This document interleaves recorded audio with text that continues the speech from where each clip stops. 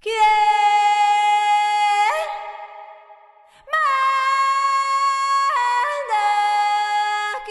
think for me, the thing that is so exciting about the Latin Grammy nomination, there's a couple things. One, I wrote an album that means a lot to me, and that really is the confluence of everything that I am as a woman, as an activist, as a queer person, as a wife, as a person of faith. Like, all of those things are encapsulated in this album, and it means so much to me. But the fact that, like, not only fans, but then people in the industry are connecting with it and said, yeah, this deserves to be on this, like, international level. Hey guys, welcome to the Rebirth Podcast. I want to thank you guys for watching and for listening. In this podcast, we talk to individuals that have had to reinvent, recreate, and reimagine in order to grow. But before you watch and listen, I want to remind you to subscribe, to like, to review, and to share this episode and this podcast with everyone that you know. Thank you so much and enjoy. So here is La Que Manda. What's up, Gina? How you doing, JR? What's up? You like how I try to get that in there, right? The title of the song, La Que Manda, you are the one that's in charge, because this is your show right now, right? I'm just essentially the one that is like, hey, here's the Rebirth Podcast. What do you want to talk about? And then you roll with it. And I'm so excited to have you on because I believe there's so much to unpack, not just about your music career and, your Tiny Desk concert that you put on, which I thought was amazing, which we'll get into that a little bit as well, but also like your life and, what you symbolize. And as you know, this podcast name is Rebirth. And the whole premise of that is essentially all of us are experiencing rebirths over the course of our lives, right? Like all of us are experiencing brand new, moments and new chapters and new identities and recreating. And we're forced into that space to be able to do that work. And so I guess, I don't want to start too heavy, but I guess this is a great way to start. I think this is not anything new for you. What is rebirth mean to you? That is, it's so cool to be on the podcast for one. So thank you for having me. But I've been actually listening to some of the other the episodes and stuff that you've done, and you've had some like it's so good. Like you're such a good conversationalist. You're a great interviewer, and some of the people you've had on have these like wild lives. You yourself have this incredible story, and I think for me, I'm one of those people that. In a lot of ways, my story has not been difficult, right? Like I've had a lot of privilege in my life. And I've grown up in a world that's told me to be small. And that's something that I've believed for most of my life, that I'm not supposed to take up space, that as a woman, and of course, I think for me, I thought it was just me, right? I didn't understand the systemic nature of what it means to be a woman in this world, a person of color, somebody who's outside of the majority or outside of power, right? When you are queer, when you are a person of color, when you fall outside the norm, right? And so in a lot of ways, my rebirth, maybe a second rebirth, is happening now. Kind of my biggest rebirth, I think, is happening now. And I love this. This is like exclusive breaking news stuff right here. This is like you lean in kind of stuff. Like, tell me more about that. Yeah, well, it's so funny too because I've actually been starting this. I have this new practice of morning pages. Do you know about morning pages? No. Oh, so Julia Cameron wrote this book, and without diving too much into it, essentially, it's about being an artist in recovery. And so you can think of it a lot of like addiction. And in a lot of ways, I think I have been abusing my artist self. And when I look at the things that I've been able to accomplish, it's in a lot of ways despite myself that those things have happened. And I, for years I've known that. I've known like if I can just get out of my own way, watch out, but I didn't know how to do that. And I think right now I'm experiencing that right now where I'm actually doing the work that I've always known I needed to do, but have run away from it And so the work right now, and a lot of it is kind of driven by this practice of morning pages. And so basically one of the first things I do in the morning is I just write 3 pages of kind of just longhand. It's kind of stream of consciousness. It's not really right. It's not like creative writing. It's like dump on the page writing. It's like free flow, just go. Write your thoughts. But it's also not stream of consciousness in the sense that you don't pick up your pen. It's not meant to be like fast. It's just meant to just like, just literally brain dump on the page. And so, and it's so interesting to me because I have just, I'm now kind of breaking free from things like judgment. Like one of the things this practice is supposed to teach you is to tell your critic to shut up. And so I'm one of these people that, here I am, I'm a songwriter, I'm a musician, and I've always been reticent to claim those titles because in a lot of ways, like I don't have a practice of songwriting. I don't have a practice of doing the creative work on a regular basis. And so I was always like, oh, I can't call myself that. I have to like be humble, make myself small. And it's all this mentality of, I can't take up space. Like it's not Catholic. It's not Christian. It's not a feminine to be loud, to take up space, to say I'm here and I'm not apologizing for it. And I've had the chance to travel the world with the U.S. State Department. I've done tours in places like Uzbekistan and Kazakhstan and Venezuela and Guatemala and like all kinds of really cool places. Wow. And it's universal. It is universal that a young girl, no matter where you live in the world, if a young girl speaks up, she's called the worst names. Yeah. But if a young boy speaks up, even that, look, I just said young man. I said young girl and then I said young man, right? Yes, instead of boy. Like, it's like embedded in us. It is embedded in us. And, so a young boy speaks up and he's called a leader. Right. And those things are everywhere. It is everywhere in the world. And so I'm sitting there, I think La Que Manda, this album, I didn't write it to be an album of like female empowerment. I wasn't like, I'm going to write a female empowerment record, but I was just writing. And in a lot of ways, I was writing my own story without knowing what my story was. I wasn't saying like, I want to write this song. It was just kind of, this is what came out. Right. And like, I mean, that title track alone, like La Que Manda, this song, literally when I listened to it and I remember being in the studio, the voice that comes out of me in that song is a new voice. Like I literally, it's a hard song to sing. I recorded this a year ago and I'm just now at the point where I can do it live.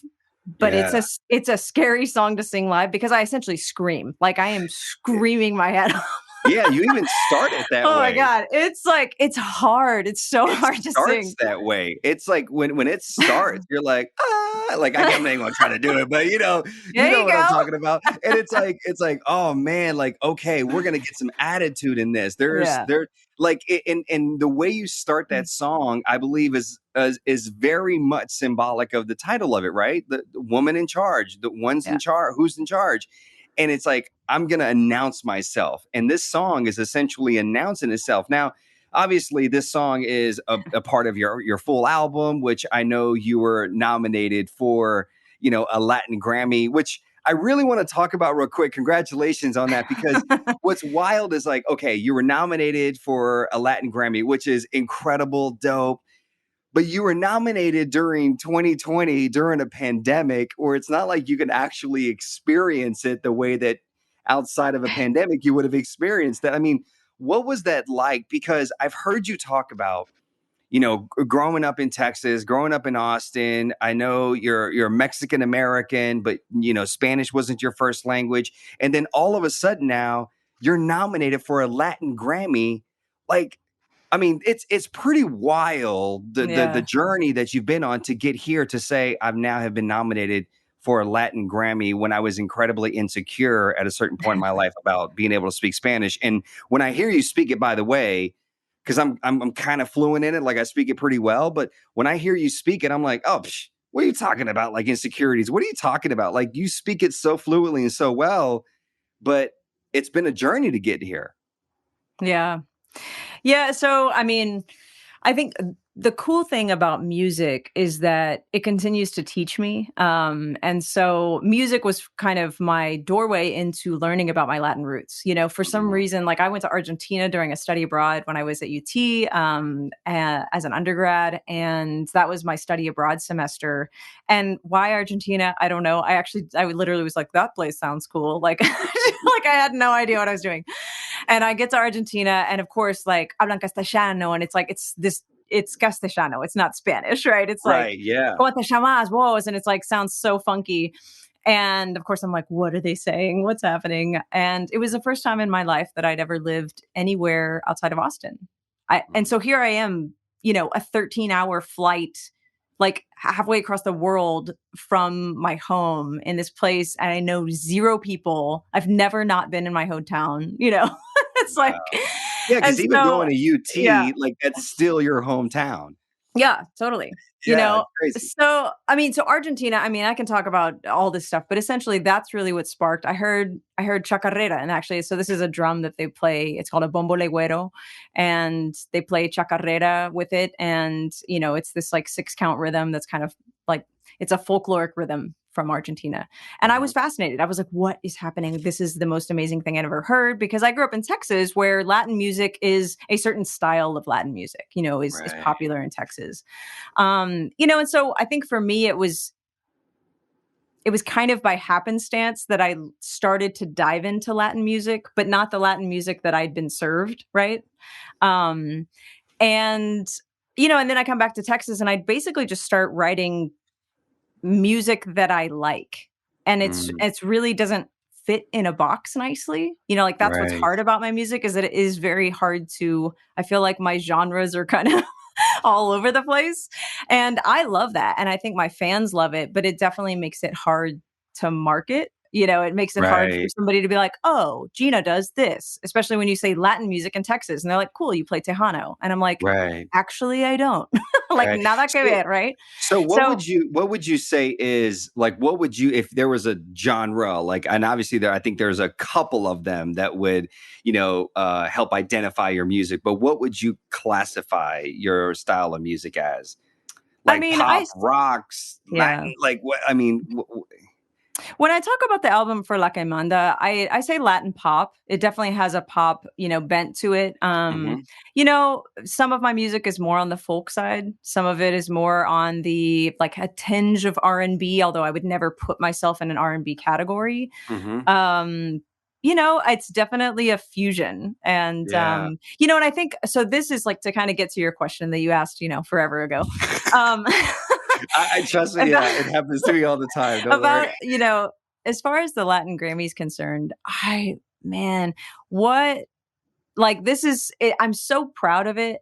Not just because like it's something that the world can also understand as something that's really cool, right? Like I think you say I'm not nominated for a Latin Grammy. People are like, whoa, that's cool. Yeah. Like that I get that, right? Right. But it's also because I didn't grow up speaking Spanish. I have had to, learn how to speak Spanish. I still, writing Spanish music, it's like writing poetry. And so just because you can say like, where's the bathroom, doesn't mean you can, you can like write something that's going to be meaningful to people who speak that language. And so I think for me, the thing that is so exciting about the Latin Grammy nomination, there's a couple things. One, I wrote an album that means a lot to me. And that really is the confluence of everything that I am as a woman, as an activist, as a queer person, as a wife, as a person of faith. Like all of those things are encapsulated in this album, and it means so much to me. But the fact that like not only fans, but then people in the industry are connecting with it and said, yeah, this deserves to be on this like international level. Right. And it's in a language that I didn't grow up speaking and that I'm still scared I don't like actually know how to communicate with people. And so it's like, it's all of those things together. And then the other piece is that I'm an independent artist. And until you're really in the industry, people don't really understand what that means. Right. You know, like to not have, I mean, I have a very fledgling team. Like my wife is incredible. You know, I now have a manager. But like, I don't have a label. I don't have any kind of money to be like pushing myself. I'm singing music, bilingual music in a country that really hasn't cared about that until they heard Despacito. You know, like, so it's So there's like a lot of things that have had to happen for me to be on this level. And then I was literally the only female in a pop rock category that is constantly dominated by men. And the person who won he's a Sony artist. He's been around since the 70s. He's like a rock god. Right. So like, you know, so, but just to even be on the list with him was awesome. Do you ever have moments where you might feel like, do you ever feel like a little insecure about speaking Spanish, about trying to speak in a way where those that are part of your heritage and your culture that, you know, they're probably going to judge you and be like, you know, and I asked that question very specifically because I felt that way growing up. Yes, Spanish was my first language. I quickly forgot it when I got into school at kindergarten. And then my mom was adamant about staying on top of me, but yet I never spoke it the same way that, you know, native, because I'm Mexican and Salvadorian, which we're going to get into Salvador in a little bit. But, you know, and so I'm, you know, but I always felt insecurity, even today.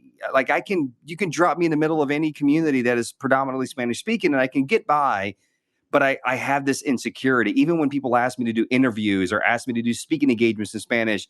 And I'm like, es que yo no me siento tan confortable. You know, like I start all of a sudden, I get in my own head and I'm wondering and that's me who grew up speaking it for the most part. I wonder how the process has been for you. Yeah, I mean, I'm right there with you. And I think a big piece of it is how our country has a fraught history with immigrants, with people of different cultures, especially people who speak different languages. And we don't understand the importance of speaking other languages, you know? And so I think when you grow up in a country that doesn't value being multilingual,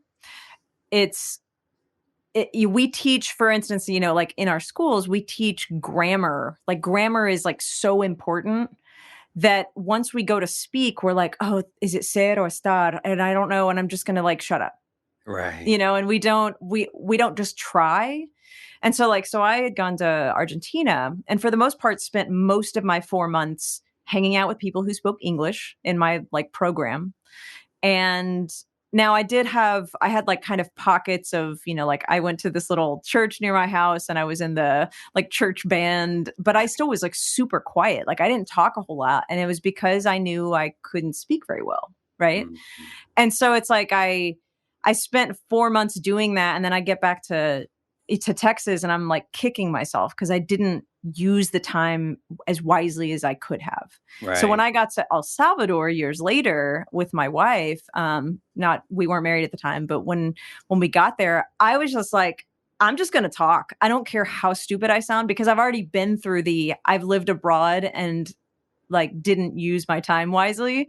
So I'm not going to do that again. But then she was kind of in the same spot that I was in Argentina. And so she was really like callada, right?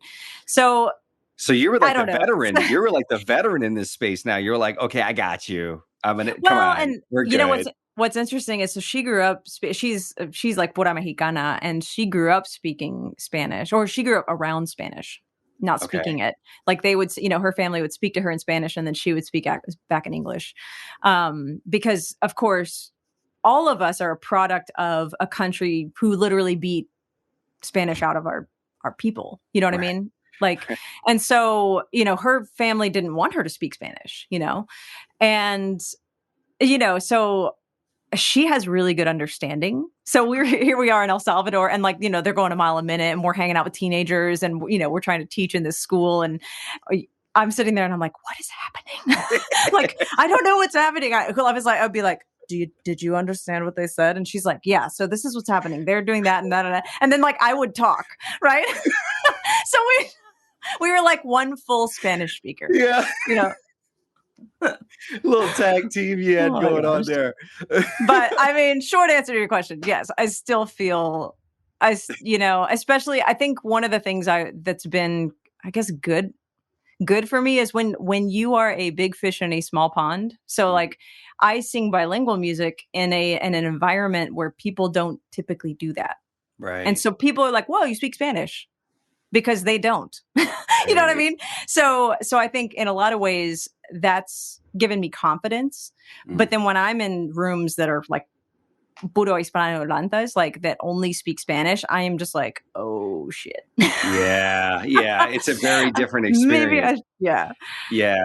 I completely get that. I do some work with the nonprofit that's based in El Salvador, and they recently asked me, and I've gone to El Salvador with this group specifically. I've gone outside of this group, but with this group specifically, and have done speaking engagements in El Salvador. And recently, at the end of 2020, they reached out and they said, "Hey, it's been a tough year for everybody. We want to kind of create a little event where we uplift and congratulate and applaud and acknowledge our staff. And would you be open to coming in and just sharing something for about 15 minutes?"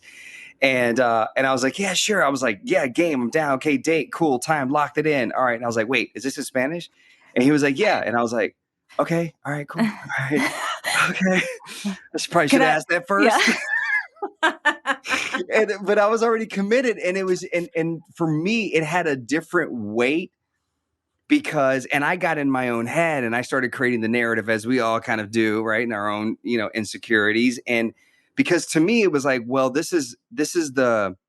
I'm Mexican, but I don't necessarily truly identify as Mexican because my father wasn't in my life, and I was raised predominantly, by my mother's family. My mother and her family is what I know, and they're Salvadorian. So for me, I always say like, soy salvadoreño. Yeah. And so here I am saying this in the speaking engagement at the beginning, like, this is where my mother's from, this is where my family still lives. And so you can see everybody like, oh, wow, oh yeah, oh, like, and then that's great. Yeah. And then I'm like, oh no, now they're proud of me. Now they want to claim me. And now if I say something incorrectly, God knows where it's going to go. Right. And so I start creating this narrative. And then at the end, everyone's like, dude, that was so amazing. You spoke so well. You should be proud of the way you speak, and you should do more content, Spanish speaking content. And I was like, okay. And I was all about it for like the moment. Like I had the high. And then I think I did like a video on Instagram, and I was like, belted out 10 minutes of pure Spanish and talking about my roots and my insecurities. And then I don't think I've done anything since. And it's a shame, right? It's a shame because it is such a rich part of my life, our lives. And for me to try to find a way to continue to tell that story and be a part of that. Now, I want to, there's another fascinating component to this, which to me really fascinates me when, being a Latin Grammy nominee, someone would think, oh, she's been playing music her whole life. Like there's going to be videos of her when she was 5 years old with an instrument, 10 years old with an instrument, and singing at events and whatever. But that's not the case, right? Yeah. So, I mean, at this point, I have been playing music for a while, but right. Yeah. At this point, right. At this point in my life, but yeah, I have been singing most of my life. That is true. Now I didn't, I basically went through public school, and I fortunately had really strong public school arts programs, including middle school and high school choir. And so that's really where I started to find my voice was, when I was 12 years old. And my mom was the one, I couldn't get into art class, sucked at art, but art was cool. Right. And, I talk about it as the pre-Glee years before choir was cool. Choir was definitely not cool. And so my mom was like, well, Gina, you've always liked to sing. Why don't you get into choir? And I was like, ew, like choir's for nerds. I can't do that, So I end up getting into choir and quickly figure out we had to sing Amazing Grace in front of the class, like individually. So it was like over the course of like an entire week. We had a big choir. We had probably 40 kids in choir. Oh, wow. And you each had to sing like some portion of Amazing Grace in front of your classmates. And I very quickly, like during that process, was like, oh, I'm actually like pretty good at this. Like compared to the 40 people in my class, I was like, yeah. Oh, Okay. And so I think that was a quick, when you're a young person and you can figure out something that you're good at, like that's huge. That's Right. empowering, right? And so, so I think kind of fast forward, when I was 18, I actually tried to get into this really cool a cappella group that was, again, before Glee. But I was really Pitch excited. Perfect, right? Yeah. Yeah. Well before those. But I thought this group was super cool. And I tried out for it, and it was on UT campus. And I made it twice. I made it to the final rounds, and both times they decided not to pick anyone. It was really weird. Wow. And I had told myself, I was like, okay, if I don't make it this second time, like I'm not doing this again, right? I'm going to do something else. And I almost think it was because of that like I kind of had this like hole for music. I'd gone through this really incredible like middle school and high school choir programs, and here I was in college, and I kind of like needed music, even though at the time I didn't realize that. And so I picked up a guitar and I started basically writing my own songs. I tried to learn other people's songs, and I was such a baby guitar player at the time. I was like, that song has like 6 chords and I can't do that. So I'm just going to write a 2-chord song and it's going to be amazing. And that's really what started. I think for me, I just kind of was literally too lazy to learn other people's songs. And so I wrote my own, and then I, soon had 20 songs, and all my friends were like, well, when are you going to put an album out? Right. And I was like, oh, is that what I do? Okay. Like I had no idea. Like I was never ambitious about it. I never wanted to be a leader of a band. Like I think, again, when I look back, my dream, I remember telling somebody I think it was in high school, that my dream was to sing jingles on the radio and be a backup singer. Oh, wow. Interesting. And I look, it's so interesting. And I'm just like, again, despite myself, I'm here. And it like almost makes me want to cry, because in a lot of ways, I think my voice has saved me. Right. Like I'm the kind of person that, had I not been gifted this voice,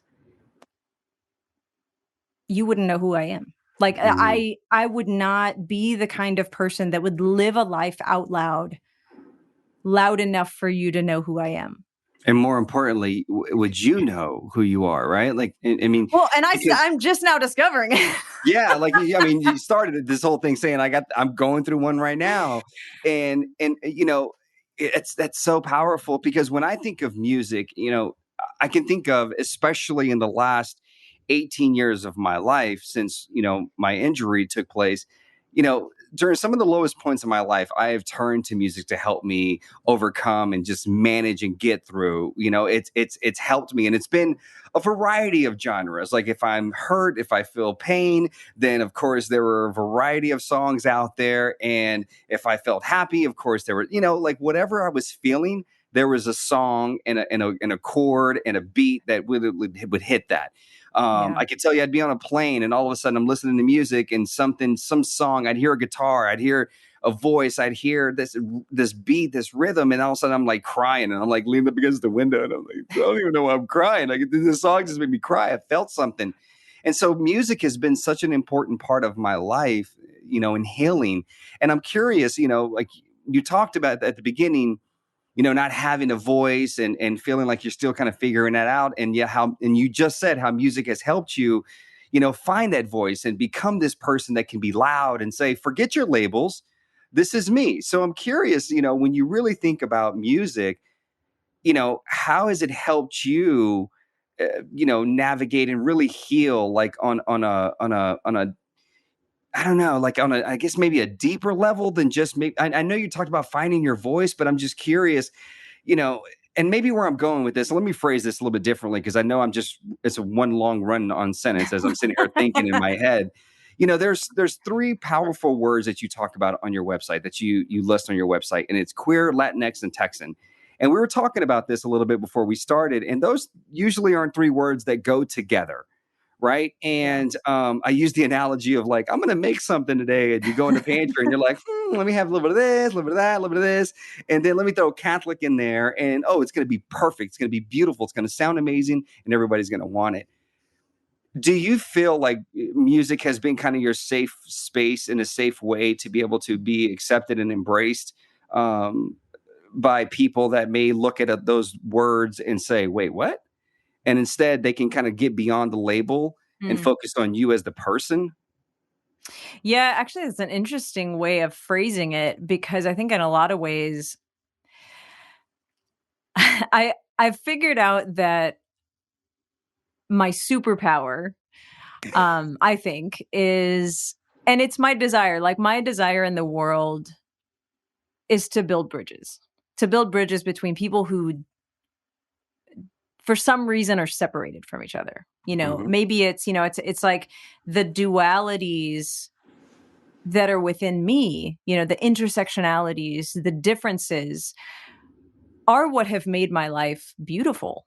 And I think what makes all of life beautiful. And, but there's a lot of reasons that we don't cross the bridge, that the people that we talk to have our similar experiences, look the same as us, have the same amount of money in their pocket, grew up in the same neighborhood. Like, we can tend to be very monotonous or homogenous in kind of like our spheres, right? But I think when we discover that we're all humans, like, that's what's so beautiful, is when you really connect with somebody beyond the labels, right?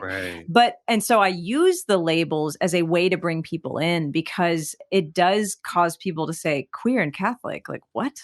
And it gives you like almost a starting point to then have a deeper conversation. And that's the thing, is I've actually realized this recently when I talk about rebirth. There's like a lot of like self-discovery that's happening right now. And, I'm somebody that I love talking, like, more than I love singing.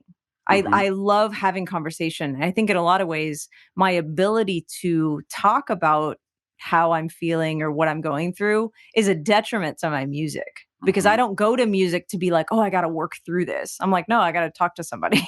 Right. And then I'm like, cool, I feel great. Yeah. I have to write a song. What should I write it about? Right. And I think in a lot of ways, like, I'm also just now, I'm really waking up to the beauty of music as this, like, oh God, it's such a beautiful emotional connection. And I know that this sounds really silly coming from a singer, from a musician. I'm like just now discovering this, like, in my body. I am discovering the voice that I have.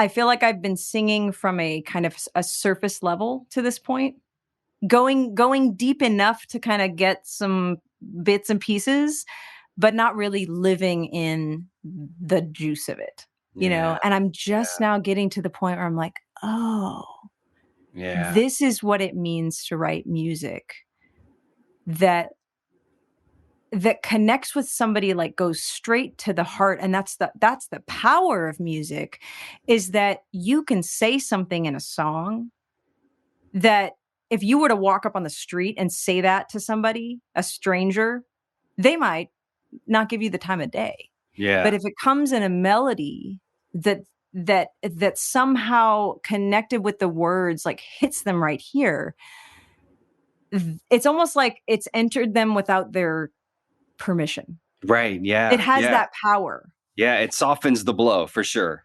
And I think for me, like, I've always known that here. I've known it here. But I've always thought, why do I do music? Why was I given this voice? And I never had an answer, because I always was trying to figure it out in my head. I was always trying to, like, I was like, I don't want to add to the noise. Like, I'm the person that has, like, compared myself to death, right? So I'm like scrolling through my feeds and I'm looking at all these people that do, like, it's like, I'm into loop stations. Well, of course, I go look at all of the, like, most incredible loop station people, and I'm like, well, I could never be that, and they're amazing, and I shouldn't even, it's like, I've always, like, used everybody else as a weapon against myself, right? And now, again, through this kind of practice of morning pages and really trying to, like, dive into who I am and what I believe, it allows me to set aside all of the false me that I've put out there for a really long time. That I've been like, oh, okay, well, this is Gina Chavez in this little package, and that's all she is. She's just in this little package. And now I'm like, I'm honestly bored of it. I'm like, I'm so much more than that. Like, yes, I might be those things, but it's so far beyond that. I don't know. I'm just like, right now, I'm just literally in this place where I feel like I'm a kid again, where I'm just like, oh my God, music is amazing. Oh my God, like you this have note. this freedom. Yeah. Yes. Like there's Yeah. this freedom. It's so funny hearing you talk about that. I can't help but think about, me in my early 20s. I remember specifically being 20 years old. I was a year after my injury. I was doing work for a nonprofit. I was a spokesman for this nonprofit that was set up to help veterans. And I remember going and they found this way to do a partnership with LeAnn Rimes. And LeAnn Rimes, at that time, like she was really big. Like she had a few songs out.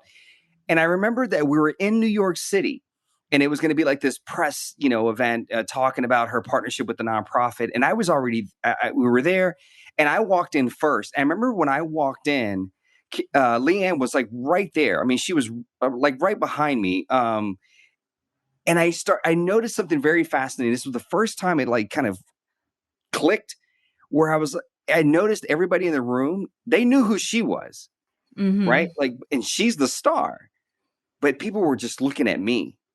People were like fascinated with me, right? And I remember going back to my hotel once everything was done and just thinking about that. And I was like, oh, my scars that are very visible and looked very different then than they do now are like those words on your website, are these things that just kind of stand out and get your attention. It's the entryway. And so it's my responsibility now to then dive in and understand what it is that I want to do. As I always refer to it, my scars create 15 seconds of curiosity and get you to stop and pay attention for a second. It's my responsibility now to expand that 15 seconds into 30 seconds, into 60 seconds of actual dialogue. And hopefully it continues on, whether it's with me or anybody else in your life. And I started to become very fascinated by that. And then I remember somebody telling me one day, as I said, I want to be a speaker. I want to be a motivational speaker one day. That was like my goal.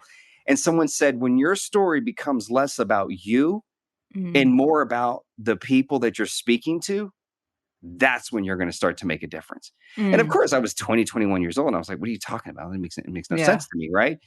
Now, because I've done a lot of that deep diving, as you're referring to, I understand when I get on stage and I speak, or I'm doing this or whatever I'm doing, it's coming from a deeper place, right? And it's so exciting to hear that you're on that journey, that you've been on it, and that you're still on it right now, because there's so much more that you can dive into. Because I was very much on the surface too, telling my story. It was safe. Right. It was safe. I got so like, I didn't talk about the emotional trauma. I didn't talk about the mental trauma. I didn't talk about the challenges.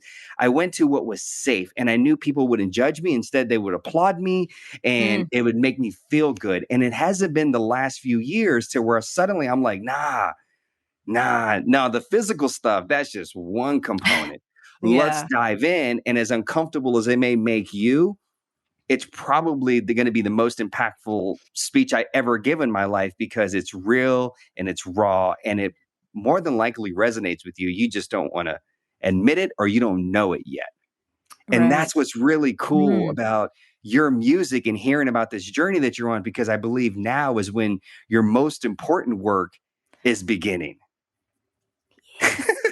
It's that's so, I got chills, that whole story. You talking about your scars being that entryway. And I think there's a couple things that come to mind. One is I read in so Glennon Doyle has a book called Untamed.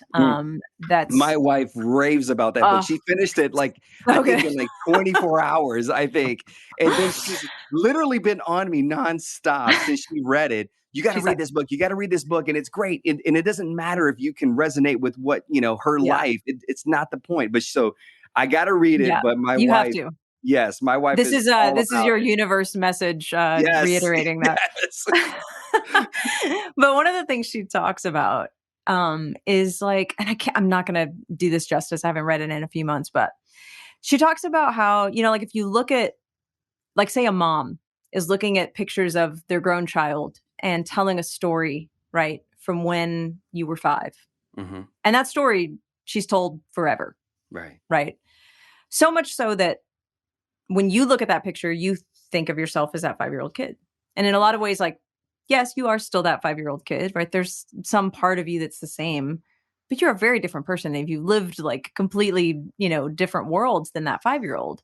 Right. But if you only live from like that picture, right, from that memory, it's like that's kind of how I view my life, where it's that safe. It's like, oh, okay, here's a snapshot, and here's a snapshot, and here's a snapshot, and I'll tell these little stories. And yes, people will like it. And I used to like hate that people liked it because, I think on some level, when I talk about my superpower, it's something that I used to beat myself up about. The fact that I've lived a very blessed life. I've had like loving parents, and I have like a wonderful, I have a wonderful story. I have not lived trauma. I know what it is to be loved. I know what it is to have mentors and role models and people who uplift me.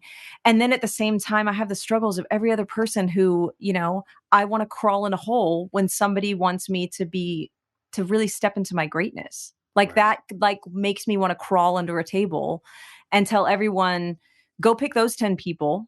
I am not worthy. Right. And so it's like, and then I beat myself up about it because I'm like, well, I've lived this like amazing life. I have no reason to like not love myself. Right. And so it was like, but I've realized I'm like, okay, I think it's like I'm white enough. I'm Mexican enough. I'm cute enough. It's like, you don't look at me and be like, oh, she's a scary bull dyke, right? Like there are, you know what I mean? But it's like, so I can say I'm queer and Catholic and people can go, okay. I have the kind of voice that you might want to listen to. I sing the kind of music that you might be into, and so it's like, I'm kind of this like I'm very approachable, I think. Yeah. And so now I'm kind of, it's like, I used to view that as why me, thinking that me like having this false humility of like making myself small was doing anyone any good. When all it is like that, it's like understanding that false humility is literally pride at its worst, because it's saying, I don't believe in me and I need you to tell me how great I am, because I don't think that I'm great. Yeah. And so it's like the worst kind of pride. Or I'm so great and I think you need to tell me that I'm great, but I'm not going to say it myself. Right. Right. Yes. And so it's like complete false humility. Whereas true humility is saying, yeah, I've been given a lot of gifts and I'm going to go on stage and use them, and I'm going to use them for the best kind of good that I can. And so that's kind of the place that I've been at for years. And now I'm starting to really understand the tools that I've been given, and starting to, instead of questioning why was I given this voice, be like, I'm just going to use it. Right. Instead of thinking about it, I'm just going to write music. And yeah, I may never be some like ginormous star that is a household name. Honestly, I don't really even think I want that. Like that kind of a life, like kind of sounds awful to me. But I mean, I'm not going to lie. Like, yeah, I love seeing my name in lights. I love getting on a stage with a band and just like slaying. Like it feels so good. Yeah. But my favorite part about all of that is being able to connect with people after a show and hear them tell their stories and understand that me shining my light lets them shine their light. Yeah.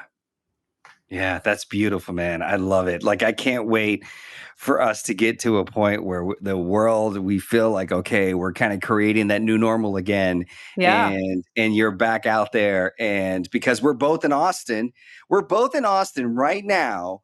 We're probably no more than 60 miles away from one another, yet we're still virtual. And so I can't wait for the world to like open up to where one day you hit me up and you're like, yo, I'm going to be here. And then I respond and I'm like, yo, well, me and my family are going to be there as well. Because I know that, it's such I just feel it. Like, I feel like being in the audience. Like, I mean, when I listen to your music, and I've been listening to a lot of it, over the last couple of weeks, and, listening to, all your different songs. And then I go on YouTube and I'm watching, and I'm watched your Tiny Desk, which was really dope, which, by the way, if you haven't seen Gina's Tiny Desk concert, it has over 1 million views.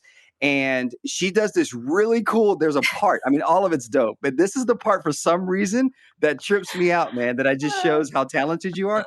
So for the listener right now, okay, so go to YouTube, right? Stop, go to YouTube, and literally Gina Chavez, Tiny Desk concert, okay?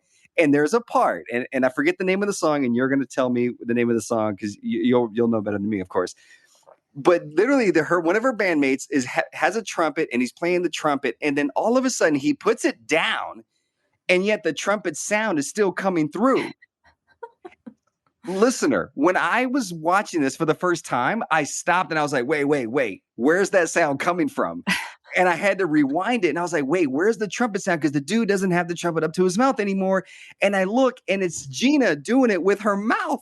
Literally, you're doing it with your mouth. I was like, yo, this girl, like one man band right here. Like it was incredible. But so I can only imagine. I can't wait for that day for us to be able to see you in person, because I know that everything that I felt by listening and by watching you, through this platform, I know is going to be amplified, being able to feel that in person. And it's so great, to know that you are on this journey of this is me. It's incredibly freeing. I'm recreating myself. I'm re-identifying as this or as that. And I'm going to share this with the world. And that is your bridge. Those are your bridges that allow you to connect with so many people. Something that was really fascinating. I mentioned it once. I think you mentioned it a couple times, but you do talk about being queer and being Catholic, right? Being Latinx and being Texan. And as I said earlier, those are things that normally don't go together. Mm-hmm. And you mentioned them not because of this, the effect of trying to get people to pause, but you say them because they're very much a part of who you are. You're proud of all of those things. You love all of those things. But the two that really stand out to me is obviously Catholicism and queer, right? Because I know faith is really a big part of your journey. How have those two managed to, share the same space? Yeah. When I think about this podcast and I think about Rebirth, that was probably my first rebirth was when I was 24. And it happened long before that too. But when I was 24, I fell in love with who's my wife now. So I fell in love, and I call it for the first time, but hindsight is 2020. And so, of course, after figuring out I was a lesbian, I look back and I'm like, oh yeah, I was in love a lot of other times. That's what that was. That's what that was. But, I think in a lot of ways, and this also connects to music, because as a kid, and really until that age of 24, I didn't understand love songs. I literally didn't get them. I would listen and I'd just be like, this is the cheesiest stuff I've ever heard. I hated slow songs. Oh my God, it made me want to die. I grew up in, the 80s and cassette tapes, and I loved Michael Jackson and Little Richard and just fun stuff. But any of the Michael Jackson songs that were slow, I was we were fast forwarding on the cassette tape, just right. Or I loved Lyle Lovett, who's a very Texan, if you're not from Texas, you're who's Lyle Lovett? Anyway, but I love, but Lyle Lovett has a fair amount of slow songs, and I would always be fast forward, I just did not do slow and sappy, and I think in a lot of ways it's because I literally didn't understand that my heart worked until it hit me like a train. I mean, falling in love with Jody was like trying to stop a freight train. And until that point, being with guys, and I'd had a couple of really great, wonderful relationships with guys, and trying to love them was like trying to push start a train. Also hard. But it's impossible to stop a freight train. And man, that hit me so hard. And that was literally probably the height of my faith. I'm in college We met at the University Catholic Center at the University of Texas. Wait, you met at the... Oh, yeah. I love Yeah. this. I mean, this could be like a whole other podcast, but to give you the short version. So, we literally meet on this retreat. It's called Longhorn Awakening. If you've ever been to like a chrysalis, or that's probably the closest thing to it if somebody knows what that is. But it's this very intense retreat, but it's the college version. So it's like even more intense, right? We have 160 staffers. I think there were literally 2 staffers to every retreatant. So there were fewer retreatants than there were staffers. Oh, wow. And it was something that I was heavily involved in, and it would happen every 6 months, would be a Longhorn Awakening. And the year that I met Jody, I mean, we were inseparable, and we were a trio. So there was Lauren, Jody, and myself, and we would literally go to adoration almost every day. And so for people who don't know what adoration is, it's where, if you've ever seen that thing that kind of looks like a metallic sun that sits on an altar and it like holds the Eucharist, right? Yeah. Maybe it's called a monstrance.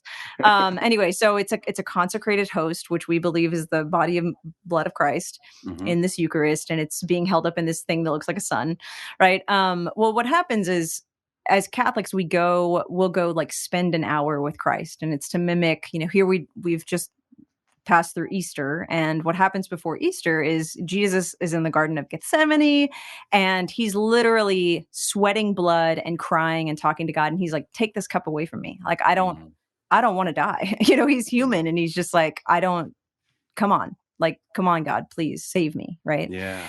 And he's asked his disciples to come be with him. And he looks up and they're all sleeping. And he's like, for real, guys? Like, you can't even just like spend an hour with me? I'm literally about to go die for you, And so he's mad and frustrated. But so that's the moment when we go to adoration. That's what it's about. It's about spending an hour with Christ, right? It's like in that moment. And so it's a very Catholic thing to do. And it's a beautiful, it's a time of reflection. It's meditative. It's whatever you want it to be, right? You can read the Bible. You can, whatever you want to do. You write. Right. You just hang out. And so, we had this chapel at the University of Texas Catholic Center. And a lot of times, like Lauren and Jody and I, we would go to adoration almost every day. I would sing, and a lot of my music, which is on Spotify, like some of my like very early music, definitely has a lot of like Christian undertones. And so, I would sing certain songs, or we'd sing praise and worship songs. And I was just like kind of on fire for God, right? Like that was like the moment in my life. And then I'm falling in love with this woman.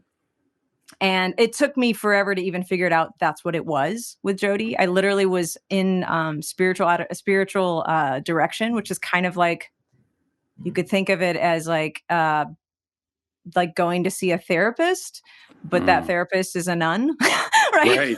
Right. So you could kind of think of it like that. So I'm literally in spiritual direction with Sister Sharon. And she's a daughter of charity, and the Daughters of Charity are just incredible people who serve our communities so silently and wonderfully, and they're just beautiful people. And Sister Sharon, in this interaction, she literally 3 times, whatever I was saying, I at this point I did not know I was in love with Jody. All I knew is that I wanted to be around her all the time, and because it was never sexual for me. It was never like it was never obvious, right? And so I'm literally talking about this person, Jody, and Sister Sharon, 3 times says, Gina, have you discerned your sexuality? And I was like, what are you talking about? Yeah, right. I'm like, do you mean like gay? Like, I was like, in my mind, I was just like, what is she talking about? Right. And so she literally, 3rd time, I'm suddenly like, okay, a Catholic nun is telling me to discern my sexuality. Okay. But until then, is like, you could have hit me in the face with like, a rainbow flag, and I would have been like, what? Like, here I am like neck deep in love with this girl, and I'm like completely unaware. Right. Yeah. And so, over the course of the next few months, I start doing all these like, discernment is essentially talking to God about, it's like making a decision with God. Right. So I would literally walk down the street. Here I am in college, and I would just see like, who am I attracted to? Right. And I'd be like, well, that guy's hot, but that was like it, I was like, okay, he's cute. That's cute. Right. And there were 2 very specific moments. I remember being at concerts actually. And I looked over and I saw random girl. And I was like, oh my God. It was like tractor beam. It was like, this person is beautiful and I want to go talk to her. There was like a pull. Yes. Oh my God. And I'd never experienced it. Why? Probably because it was not an option. Like it was not an option in my head. Yes. It's not like I'd never, and then again, hindsight's 2020 when I start looking back at my life and I'm like, oh man, I used to write poetry and make collages. And I would always do that for a female. It was never a guy. And again, it wasn't sexual either. And so again, it wasn't like obvious. And with Jody, I mean, again, it was like a freight train. And so then I spent like probably 4 or 5 months being like, God, I need you to tell me what this is. I would like, every time I would think about her, I'd be like, stiff arm it. And I was like, is it good? Is it bad? Is it love? Is it lust? Is it sin? Like I was just like, I need you to tell me what this is. And if you've ever been in love with somebody, you think about them every second of the day. Yeah. And it was exhausting. And at some point, I don't remember when, but at some point I remember being like, oh, I'm in love. Like, this is what love is. This is what being in love with somebody feels like. And I immediately knew it was a beautiful and good thing. And it's like, I've been on this whole journey and, and it got to the point where I realized it's like I got right with God. I knew, but I was also super Catholic and I know, and I was neck deep in a same-sex relationship and didn't get it. Mm-hmm. And so when people don't get it, I get it. I get where you're coming from. Right. But when we have our churches giving messages to our youth that make them want to go kill themselves, we need to start getting it. Right. And so, I share my story because representation does matter. And because our stories are not black and white, we are all the shades of gray. And well, we're all the shades of all the rainbow, actually. And so it's like, and so I'm now way more empowered to share my story because it is so important. And I may be the only voice that goes into random community in Iowa or Wisconsin or the panhandle of Nebraska and says, I'm gay and I'm Catholic and my wife and I go sit in a pew together and we hold hands and we love God. Wow.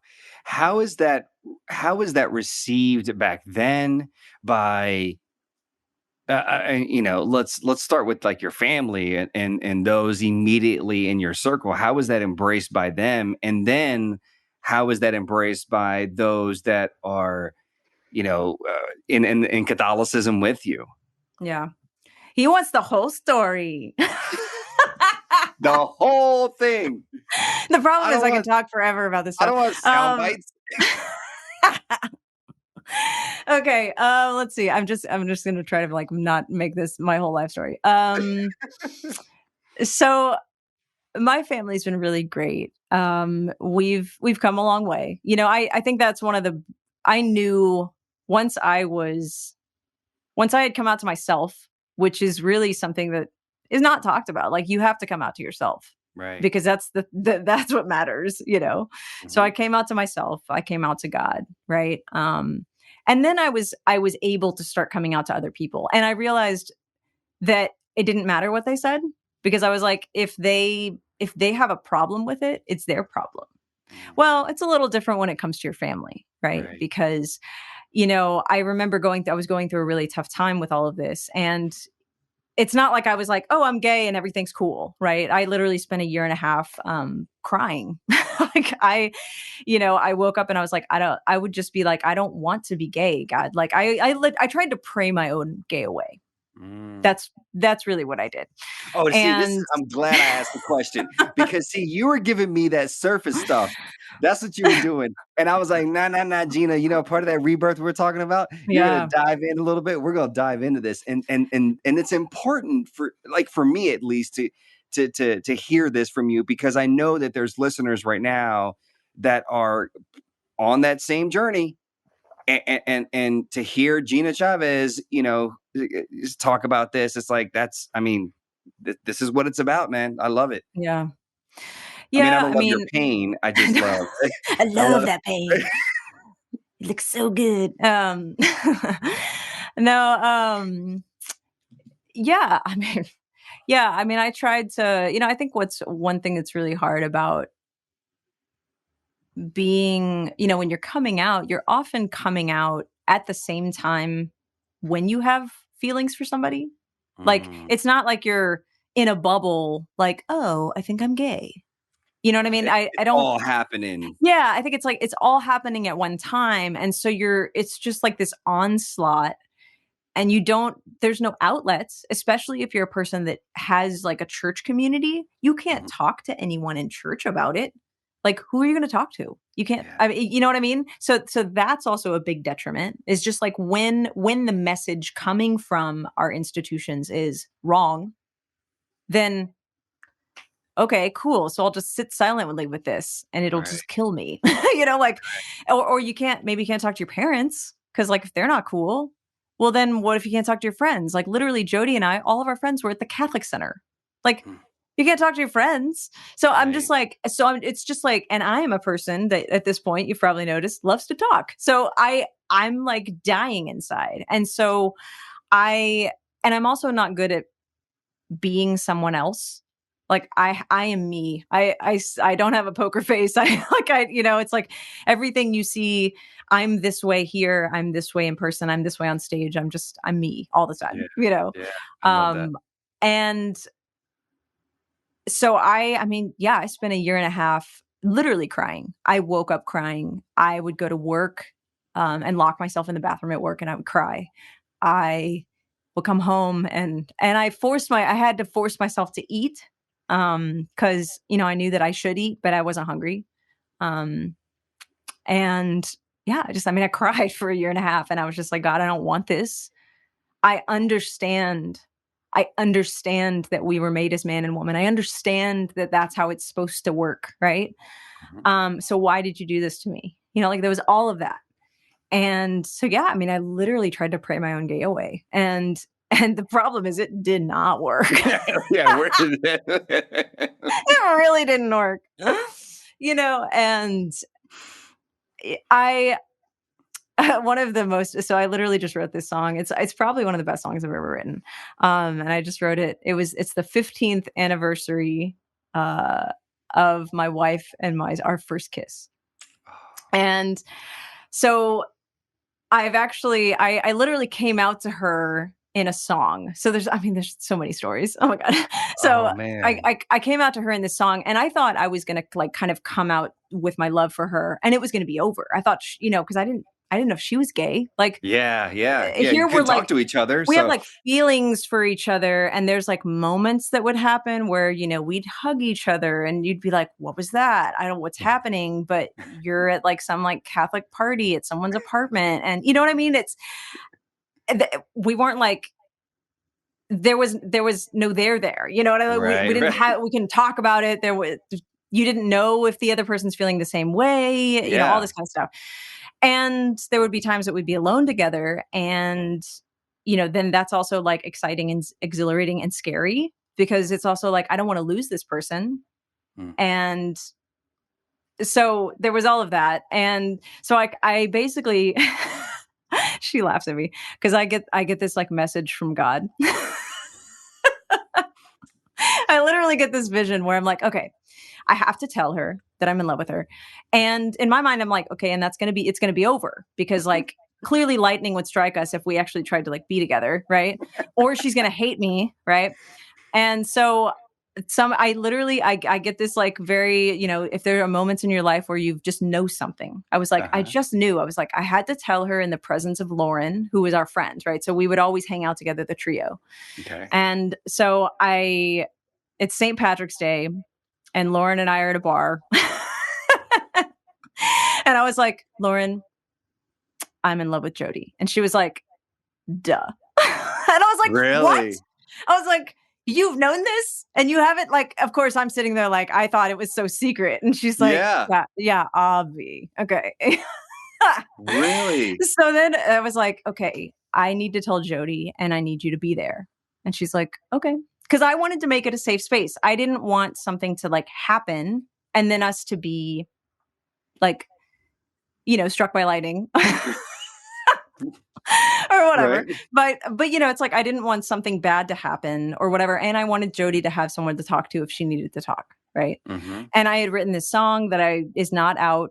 It's probably, I may release it at some point, but it's, talk about a personal song and emotional. It's called All I Really Want. And it basically is like, if all I really want is Jesus, then why is all I really want you? Right.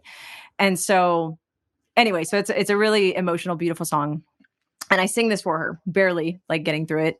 And then she's literally at just this like, bar. No, sorry. This was at her apartment. Okay. No, sorry. I was like, we're still at the bar? You're like, wow. No, sorry. So that was a week before. She can hear you off of all of the other people in the bar, like talking and yelling and the same patting. She can hear the song? Was there subtitles? Okay. Like, how did she make out everything you were saying? I have a hard time hearing what happens. Like, God, like, okay. So you've moved on. So that was, I'm sorry. So that was me prepping Lauren for what was going to happen. So then like a week later, we were at Jody's apartment and Lauren's there. I have my guitar. I like play her the song and essentially tell her like, I'm in love with you. And then she's literally just silent. She doesn't say anything. Oh no. And so I'm like, oh shit. Okay. No. Okay. Well, I guess I'm just going to leave. Right. And I'm like torn up inside. I'm literally like, my heart is just like on the floor, and I'm just like, okay, well, I guess I'm just going to go, And so then we don't talk. Nothing happens. We don't talk. A week later. Oh my God, a week. A week later. Yeah. Yes. God, okay. Good thing I know like how this story ends. Good thing. You feel my pain. It's like when my mother-in-law is a huge Die Hard fan, right? Huge. Okay. I mean, huge. Always watches Die Hard. Like, I mean, we have the debate that it's like a Christmas movie. Like there's all these things about Die Hard. And my wife, December of 2020, she was like, I don't think I've ever seen any of the Die Hards. Meanwhile, my wife and my mother-in-law are like besties. And so my mother was like, what? And I was even like, what? Like you grew up in the house? Like, what? So we watch it. Well, then like we literally watched all of them. And my wife, like in the first movie and the second movie and the third movie, all of a sudden, like Bruce Willis' character, like he's in a moment where you're like, oh my God, he's going to die. My wife would say, well, no, he's not because there's a fifth there's one, like right? 80 other. Yeah. No, his feet are not going to get cut up. He's running around barefooted. No, he's fine because there's a third, a fourth, a fifth. So I know the ending. So I'm not going to sit here and like, oh my God, like what's going to happen? And so luckily I know that you and Jody are together. You happily like together. You love each other. It all worked out. But right now, if I didn't know that, I'm like a week later. Oh my God. Oh my God, poor Gina. Man. I love it. I need to see it. I need to write a song about that now. I need to write a song about the waiting. The waiting. Yes. Well, and especially because, of course, in my mind at this point, I don't like want to be with her. I don't think that's even a possibility. At this point, all I'm clear on is I love her. I'm not clear on what I can do about it. Right. I'm not clear on, I never would have envisioned my life now in that moment, ever. I thought it for sure, like, okay, well, I'm in love with her, but still I'm going to like marry some dude and have a kid and like whatever. Right. Right. And so anyway, so a week later, so we are at a Catholic party, like house party. Right. And so, and Jody has been pre-gaming, with tequila. Oh, babe. And so we get to this apartment, right? And they're already she's already wasted. And I'm like notorious for always being the like sober person at these parties. I was always like, oh, I'm going to be a party girl and I'll get drunk and do all the things. And then I would always be I was like, why am I always the sober person? You're so taking care of everybody, getting everybody home, cleaning up everybody's mess. I'm that person. Yeah. Telling everyone, stop being an asshole right now. Yeah. And not because I was like some straight edge, clearly I was queer. Okay. Okay. So, long story short, she was kind of like all over me at this party. And I'm like, what are you doing? Like, we are at a Catholic party. Like what's happening? Right. Yeah. So then I end up taking some people home. Okay. At this point, I have been drinking a little bit, and I do not condone, drinking and driving, but we all do some stupid things. And I'm not drunk, but I should not have driven probably. I literally backed up into a dumpster. My car, had, was marred because of this night. But I'm like the sober one, right? It's like taking people home. And so we were taking home, I think maybe it was just Lauren and Jody. So I take Lauren home, and Lauren literally, like, she knows us. She's been through all the things, right? Yeah. I go to drop her off, and I literally have to walk her to her apartment. And as I'm walking to her apartment, she's like, "Be good to each other. Be good to Jesus." Oh my God. Okay, so oh my God. Okay, so I get back in the car. I'm driving a Volvo station wagon, mind you. Very, very cool. That's a shirt, by the way. Like, Lauren should literally start a whole line. Oh, that's Be good to each other. Be good to Jesus. Good to Jesus. I love that. I love that. I love that. Oh my God. So, I get back in the car, and I'm going to take Jody home, right? In my Volvo station wagon. And that's like marred now because of the dumpster. That's marred now because of a dumpster, right? Yeah. And so I'm, driving her home, and she's like, "I can't find my keys." And I'm like, "Oh, okay." She's like part of the game. Yeah, right. Okay, this is what I say. Yeah. She's like, "Yeah, sure you can. I can't find my apartment keys." And I'm like, "Okay, well, you can stay at my house, which has never happened at this point, right?" Uh-huh. And so anyway, she still holds on to this day that was truth. I don't believe her. Yeah, I feel you, Gina. It's like when my wife and I were friends for 2 years, and then all of a sudden, like, I started throwing out like, "Hey, and I didn't like. I mean, I didn't come out to her like in a song, but I did I would write like little poems. Little poems. Okay. And so I would write these little poems, and she was like, also like, "Well, like, I have these feelings for you too, but I would hate for us to, like, see. And if it doesn't work out, then I lose you as a friend." Right. And I was like, "Girl, I see us not only together for 6 months from now, I see us together 6 years from now." So then we were hanging out, and she at my apartment, as friends still, we had a talk about it. And then I'm walking her to her car, and she forgets, was it her keys? Forgets her keys. So in the elevator, she has to come back. And then that's when we had our first kiss. And I was like, "I know what you were doing. I know what you did. I know what you. The keys are literally, you're probably like a custodian. They're on your belt loop, but you still, I know the games women play. Yes, they do.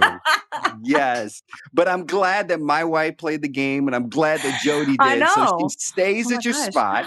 Apparently, okay. So apparently that's the thing. I'm gotta keep people keep an eye out for the ladies, because you and I are catches. That's why. We're catches, totally catches. We're total especially, catches. Oh my God. Especially back then. I had this like mushroom haircut, and I always wore these like really awful khaki pants and these like Jesus sandals. Oh my God, so bad. And these really big blue glasses. Oh, not yes, a baby. catch. Yes. Like Jody and I both are just like, "How did you ever get with me?" And I was like, "Oh girl, you were the most beautiful thing I'd ever seen." And she was like, "You too." And I was like, "Ew." Both of us were like, not.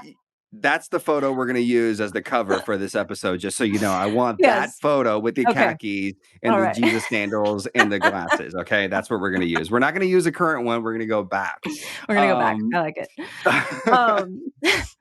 So I said, I set her up on the couch. I'm like, I've got all the things and stuff. And I can't remember exactly, I'm sure I was just saying goodnight or whatever. But basically, she pulls me in. We kiss, and I'm literally thinking, okay, this is going to be weird. Like it's going to feel like kissing my brother. It's going to be like, You know what I mean? It's going to be like gross, like on some level. And at this point, I haven't kissed a ton of people. Like I've dated 2 guys. You know, it's not like, but I mean, I've been around the block enough to like, and I, you know, it's like I'd never had sex. Like I was very, you know, keeping it till marriage, right? Yeah, you know, so it's like very I hadn't Catholic.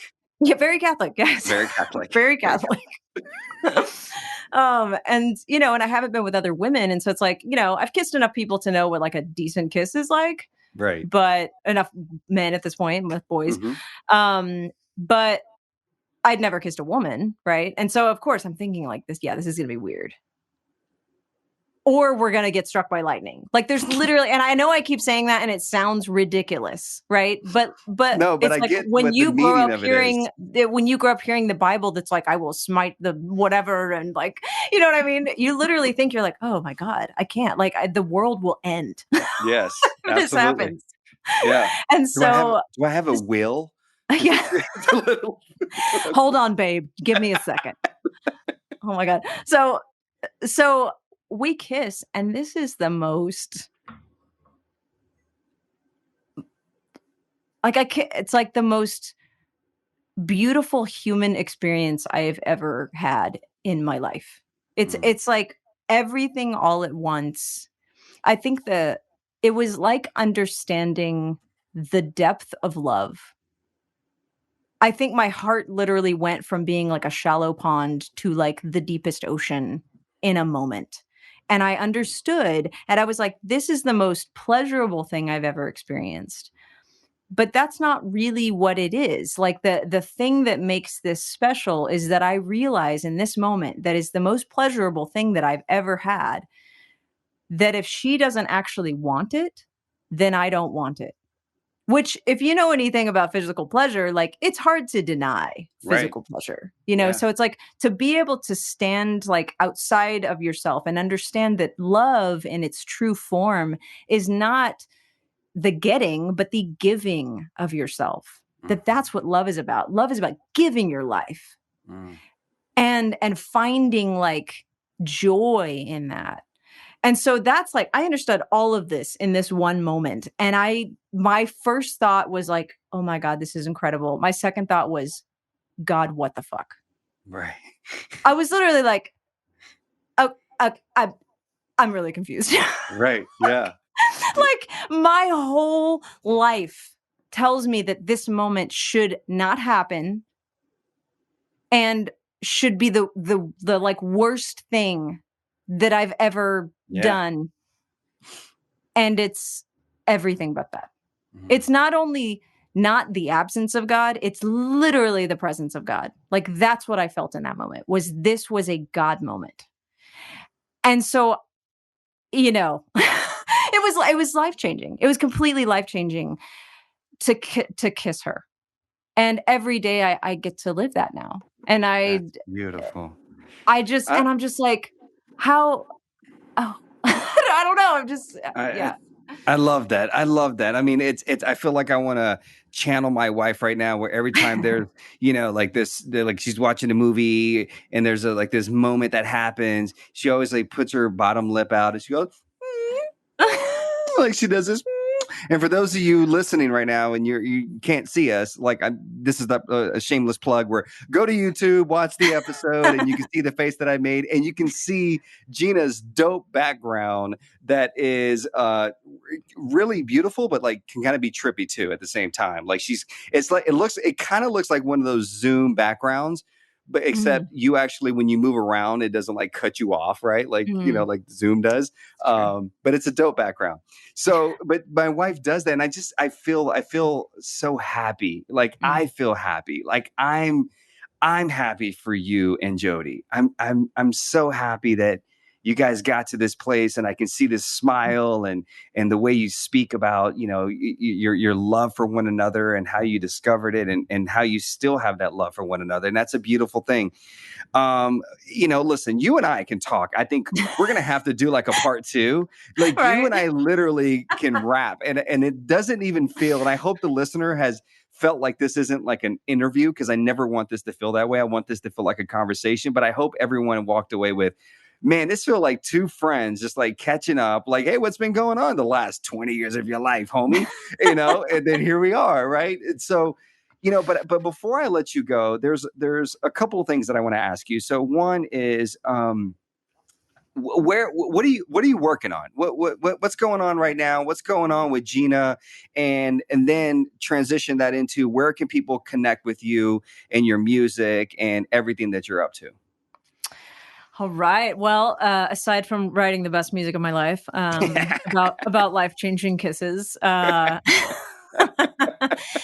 I mean, I'm writing, and I think I'm really writing. So I'm very excited. I guess at the time that this comes out, I will have released a new track, and so I have a new track that's coming out as part of a national brand campaign, which is really exciting. And so when you hear this, you can actually go listen to it. And awesome. The song is called Pitaya Roja, and which means red dragon fruit. And and it's this national campaign with Life Water, which I'm literally on a bottle. And that you can purchase a bottle of water. And the whole campaign is about shining a light and uplifting artists who are often underrepresented in the arts. I love this. And so it's, gosh, all of these incredible artists, not only musicians, but, people who like design clothing and, films, visual artists, like all kinds of stuff. And everybody has designed their own bottle and has something about the campaign. So you can go check it out at Life Water. And so that's obviously huge. I'm actually in the commercial for this thing too. It's pretty wild. So this is like a really big deal for me.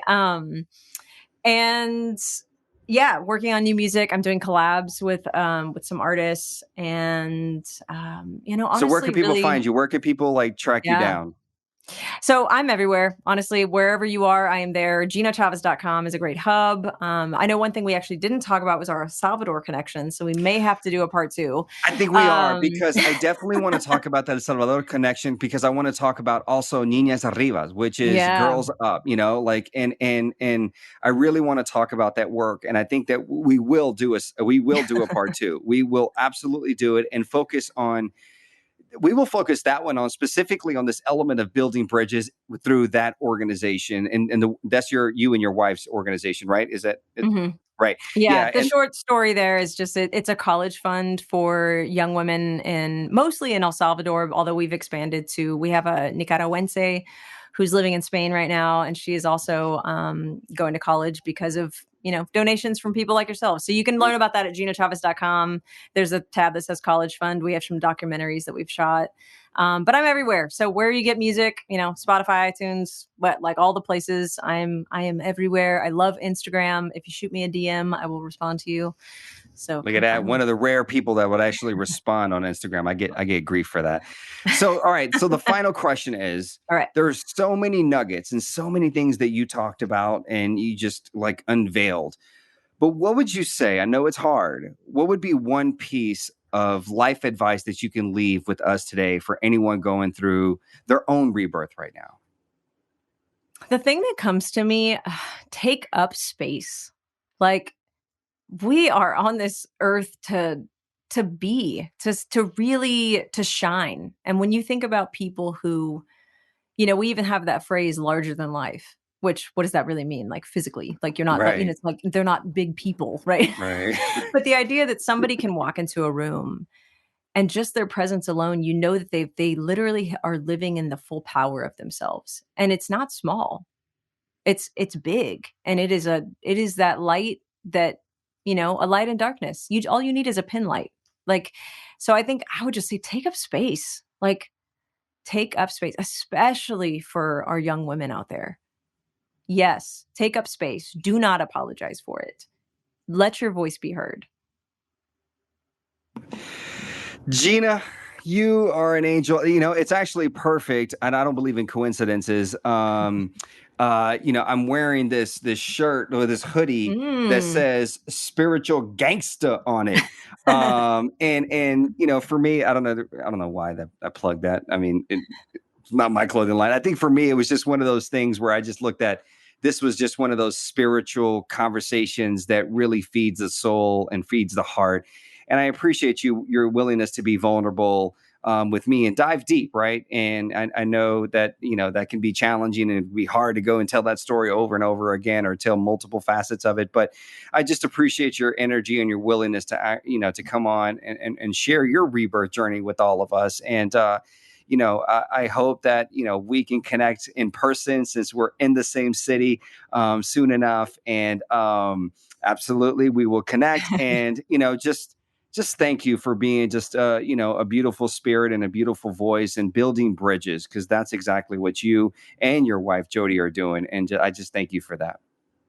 JR, thanks so much, man. You and your story and your spirit and your vibe have given me life. So thank you for so much. Can't wait to get some tacos or, shoot a cerveza, whatever. Let's do it. Definitely need to hang. Let's do it. We got to do it. So what I'm going to do is I'm going to slide in your DMs, right? Do it. I'm going to slide in your DMs. Jody, it's, I'm just going to slide in, okay, with the digits. And I'm going to be like, hit me up. And then we're going to figure this out and we're going to grab some tacos. You're going to have to show me what real Austin is like, because, we don't really know quite yet. So you're going to have to give us the lowdown on it. All right. All right, homie. Thank you so much for your time. Have a great day and we'll talk soon. Peace and love. Too thick on the outside, face cut like a fault line. Un millón de gracias a la maravillosa Gina Chavez. I want to thank the wonderful Gina Chavez for coming on the Rebirth podcast to bring us some humor and vulnerability. And I hope every single one of you enjoyed this podcast. I want to remind you, though, be sure to share, subscribe, and follow me on Instagram at @IamJRMartinez to learn more about my amazing guest and me. Until next time, this is Rebirth.